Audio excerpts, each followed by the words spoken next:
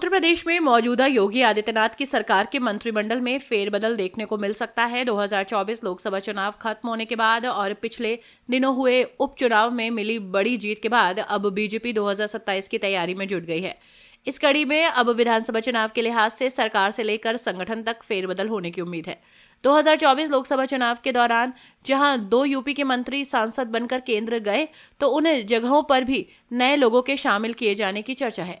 विधानसभा उपचुनाव में भाजपा गठबंधन के 9 में से 7 सीट जीतने के बाद अब फिर से प्रदेश मंत्रिमंडल में फेरबदल की सुगबुगाहट शुरू हो गई है।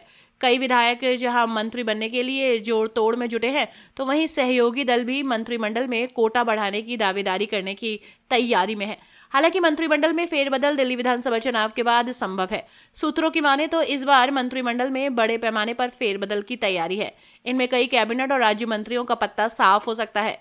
उपचुनाव के पहले से ही मंत्रिमंडल में फेरबदल के कयास लगाए जा रहे थे, लेकिन किसी न किसी कारण से ये मामला टलता रहा। उपचुनाव निपटने के बाद सरकार और पार्टी के स्तर पर मिशन 2027 की तैयारी शुरू हो चुकी है। इसलिए माना जा रहा है कि इस बार मंत्रिमंडल विस्तार को अधिक दिन नहीं टाला जाएगा। सूत्रों का कहना है कि इस संबंध में जल्द ही दिल्ली में बैठक होगी। इसमें विस्तार की रूपरेखा तय होगी। इसके बाद विस्तार को अंतिम रूप दिया जाएगा। सूत्रों का कहना है कि लोकसभा चुनाव में जिस तरह से ओबीसी और दलित मतदाताओं के बिखराव से भाजपा को भारी नुकसान उठाना पड़ा, उसकी भरपाई उपचुनाव में करने के लिए सरकार और संगठन ने कड़ी मेहनत की। इसका सार्थक परिणाम भी सामने आया। इसलिए मंत्रिमंडल विस्तार में ओबीसी और दलित समीकरण साधने के लिहाज से चेहरों को भी शामिल किया जा सकता है। सूत्रों का कहना है कि उपचुनाव में जीतने वाले 1 या 2 विधायकों को भी मौका दिया जा सकता है।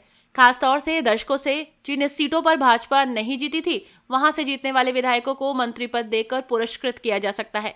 वहीं लंबे समय से मंत्री रहने के बावजूद बेहतर परिणाम न देने वाले कई मंत्रियों को बाहर भी किया जा सकता है।